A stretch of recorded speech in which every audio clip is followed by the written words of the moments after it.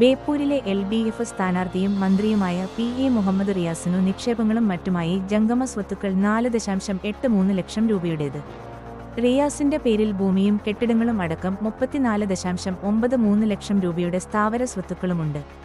തിരഞ്ഞെടുപ്പിനു വേണ്ടി സമർപ്പിച്ച സത്യവാങ്മൂലത്തിലാണ് ഇക്കാര്യമുള്ളത്.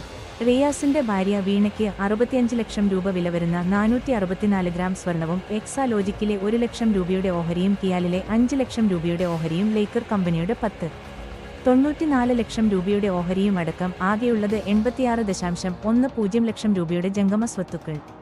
1.04 കോടി രൂപയുടെ സ്ഥാവര സ്വത്തുക്കൾ വേറെയുമുണ്ട്. കോഴിക്കോട് നോർത്തിലെ NBA സ്ഥാനാർത്ഥി നവ്യ ഹരിദാസിന് ബാങ്ക്, ഓഹരി, മ്യൂച്വൽ ഫണ്ട് നിക്ഷേപങ്ങളും സ്വർണവും അടക്കമുള്ളത് 7.33 കോടി രൂപയുടെ ജംഗമ സ്വത്തുക്കൾ.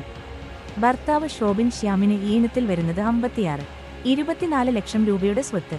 10 ലക്ഷം രൂപയുടെ കൃഷിഭൂമിയും സ്വന്തമായുണ്ട്. കെട്ടിടങ്ങളൊന്നുമില്ല. മണ്ഡലത്തിലെ UDF സ്ഥാനാർത്ഥി K ജയന്തിനു നിക്ഷേപങ്ങളും സ്വർണ്ണാഭരണങ്ങളുമായി 34.07 ലക്ഷം രൂപയുടെയും ഭാര്യ ആര്യയ്ക്ക് 49 ലക്ഷം രൂപയുടെയും സ്വത്തുണ്ട്. ഇരുവർക്കും 33 ലക്ഷം രൂപ വിലയുള്ള ഭൂമിയും സ്വന്തമായുണ്ട്.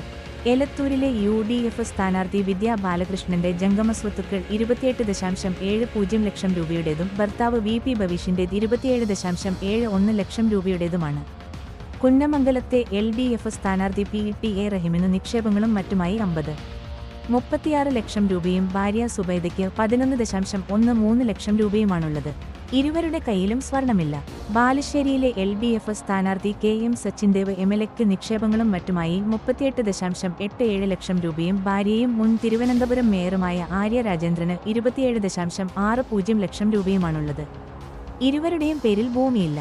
ഇതേ മണ്ഡലത്തിലെ UDF സ്ഥാനാർത്ഥി VP സൂരജിന്റെ കയ്യിൽ 6300 രൂപയും ബാങ്കിൽ 1700 രൂപയുമാണുള്ളത്.